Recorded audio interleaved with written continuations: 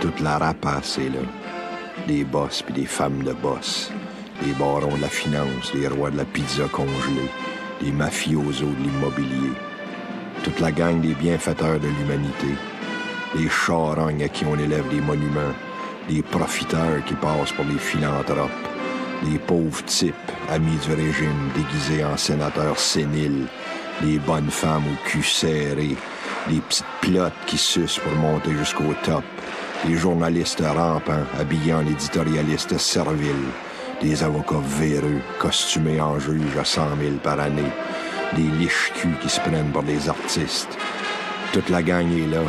Un beau ramassis d'insignifiants, chromés, médaillés, cravatés, vulgaires et grossiers avec leurs costumes chics et leurs bijoux de luxe. Ils puent le parfum cher. Sont riches puis sont beaux. Affreusement beaux avec leurs dents affreusement blanches puis leur peau affreusement rose. Et ils fêtent. Parce qu'être Québécois, c'est notre façon à nous autres d'être Canadiens, qu'on en est fiers. Pour reprendre un peu le fil des présentations, je vais continuer avec une autre œuvre, dans le fond, d'un colonisé, parce que je crois que lui-même, il se considère comme un colonisé. Puis d'ailleurs, c'est faire une petite remarque.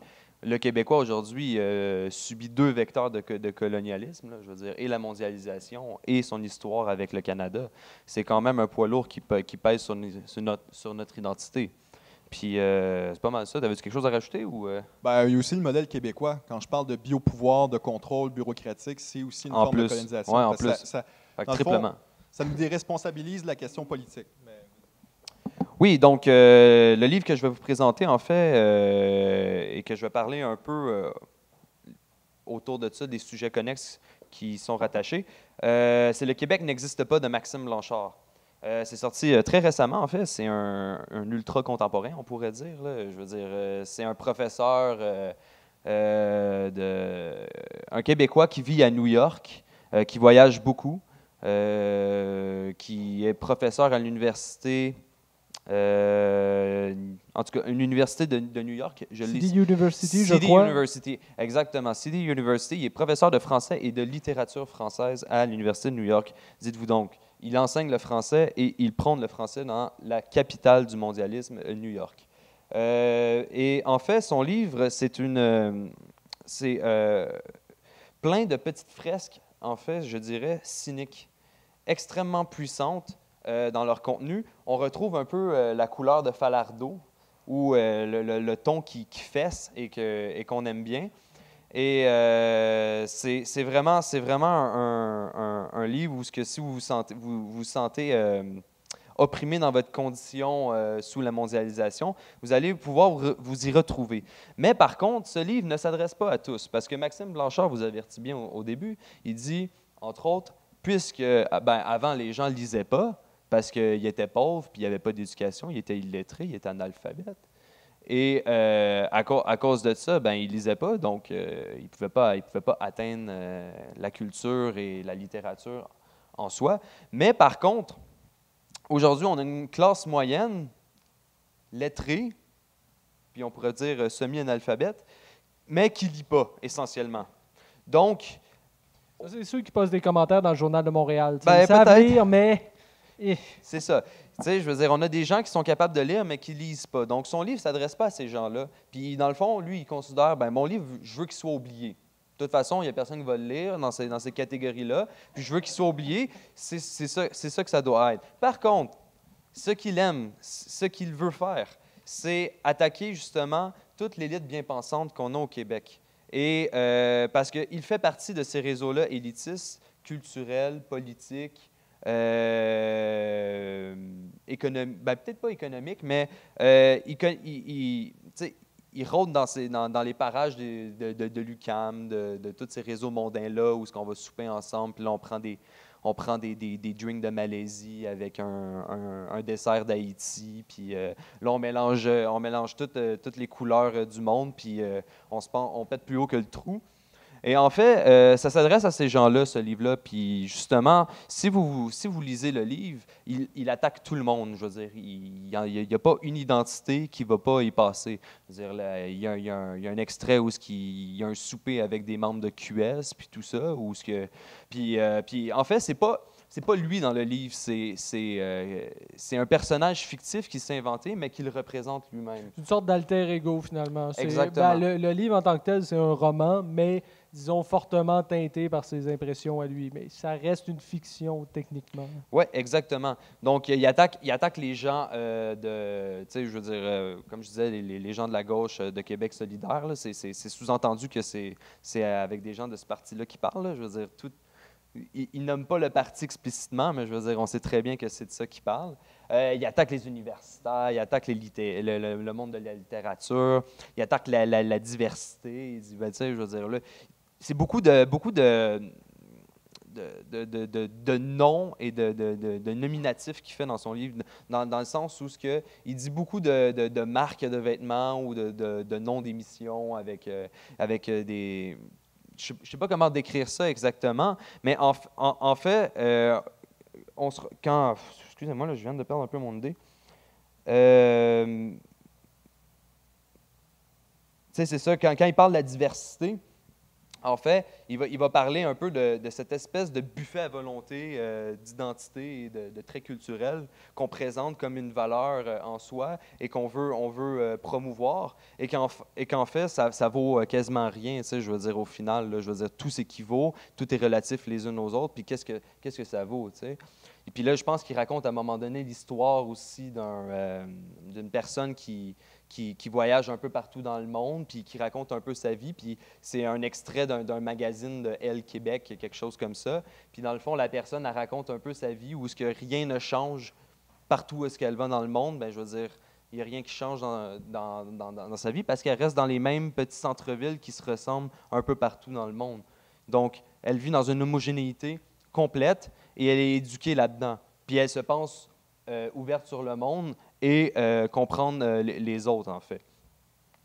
Donc, c'est ça, il attaque les médias, les voyageurs, les gays. Moi, ça m'a fait rire son petit extrait sur les gays puis la communauté LGBT, parce que, dans le fond, il décrit toute cette communauté-là et son caractère très festif.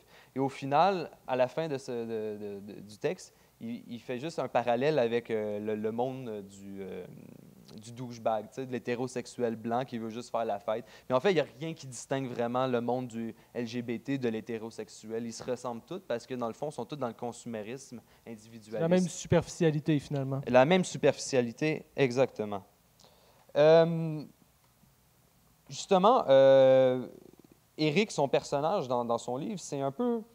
C'est la condition du Québécois aujourd'hui, puis particulièrement de ceux qui vont s'expatrier ou voire s'exiler pour vivre, parce qu'il faut... puis il raconte un peu dans son livre, là, un peu pourquoi il travaille à l'Université de New York.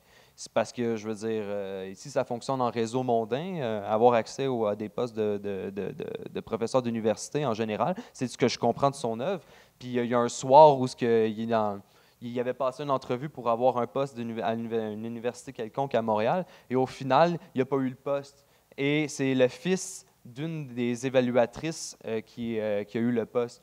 Et pendant la soirée, il est en train de boire son champagne tout tranquille dans le coin, puis là, il y a le fils qui a eu le poste, puis là, il s'en vient la voir, puis il dit, puis là, il vient se prouver, là, il faut qu'il vienne voir Éric, puis dire, « Ah non, mais j'ai eu le poste parce que je suis compétent, tu sais, puis non, je vaux la peine, puis tout ça. » Puis là, tu sais, Éric hoche la tête et il dit, « Ouais, c'est ça, tu sais, ta mère est là, puis elle t'a donné le poste, au fond. » Puis justement, c'est une des raisons de pourquoi peut-être un gars comme Maxime Blanchard est exilé à l'extérieur du Québec, parce qu'il y a tellement une médiocrité qui est ambiante dans notre pays, dans notre colonie, on pourrait dire, où on n'est plus capable de reconnaître les vrais gens compétents ou la vraie valeur d'un universitaire ou encore la vraie valeur d'un citoyen. Mais c'est peut-être encore une logique de survivance, parce que ce népotisme-là, essayer de garder les ressources,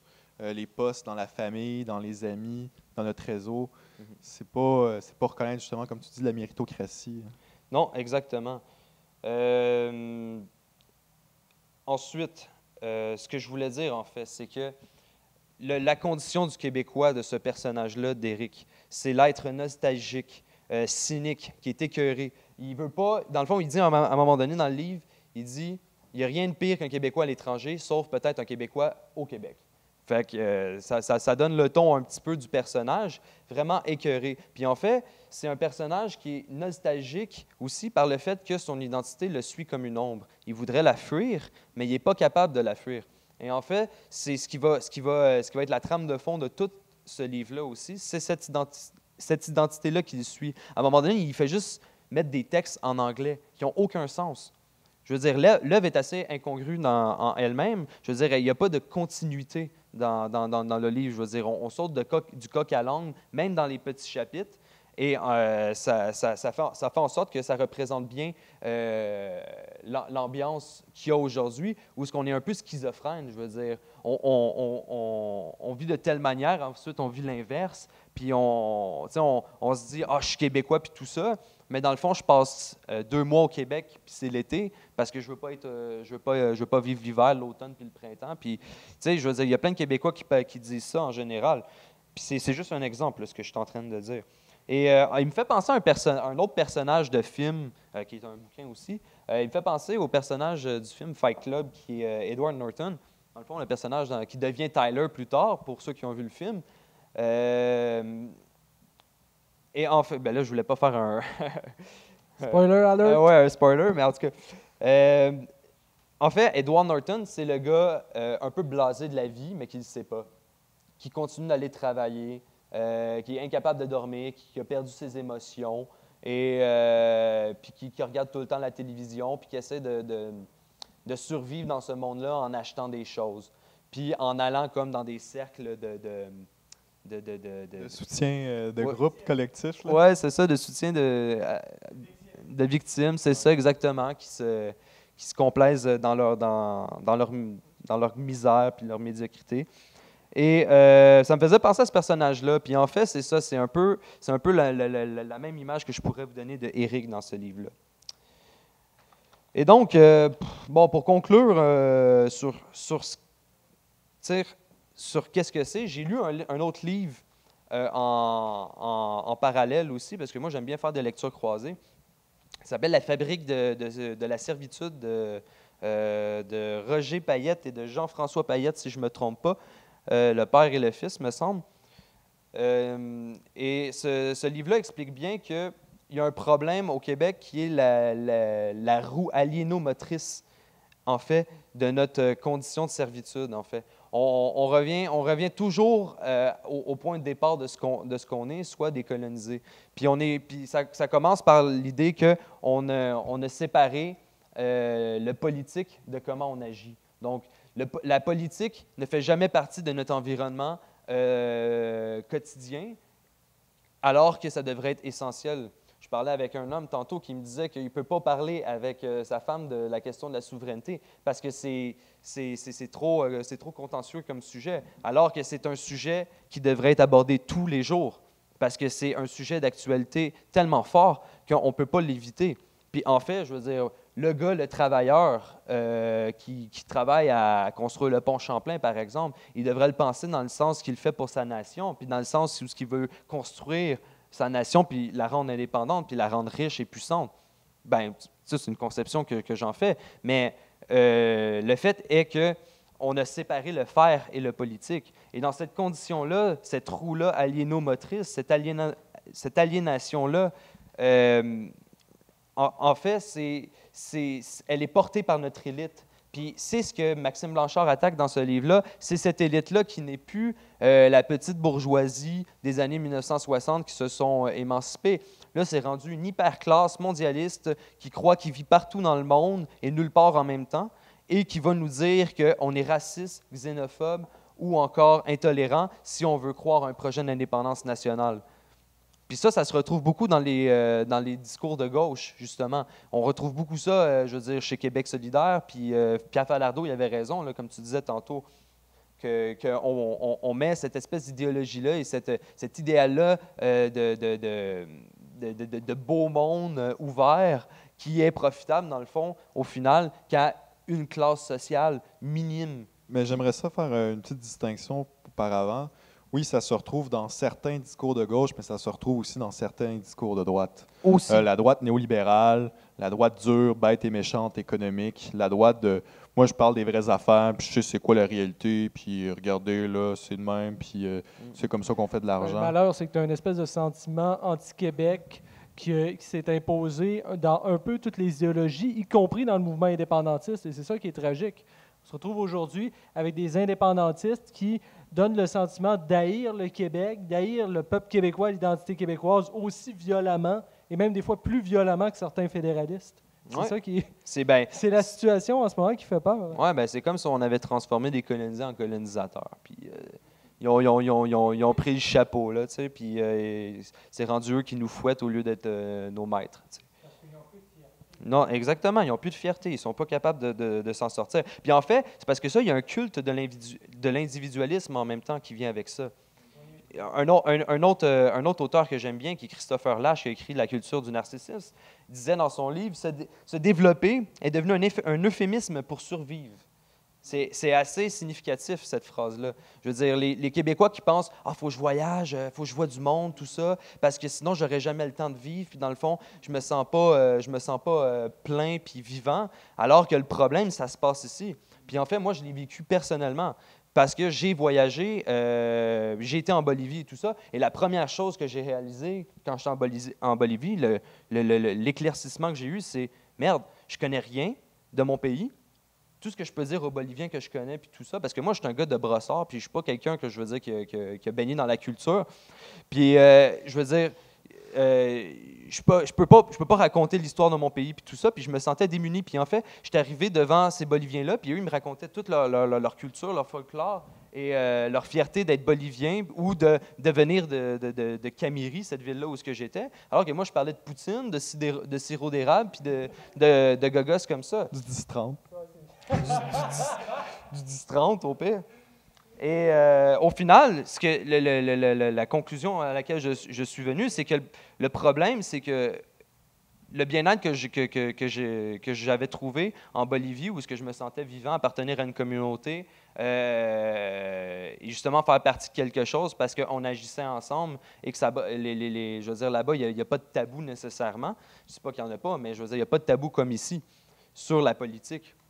Et c'est le fait que moi, je devais revenir ici puis m'enraciner. Puis c'est une des conditions essentielles. Puis ça doit être un peu la conclusion à laquelle on doit arriver avec le livre de Maxime Blanchard, c'est que partout où tu vas, tu ne pourras pas te cacher de toi-même. Oublie pas que je veux dire, tu ne vis pas pour toi, oublie pas que tu ne vis pas pour l'autre, mais tu vis pour toi, mais puis toi, tu as une origine. Je veux dire, tu appartiens à une collectivité puis une culture. Puis je veux dire, c'est ce qui t'a fait puis t'a construit. Fait que c'est ce qui bouclerait la boucle.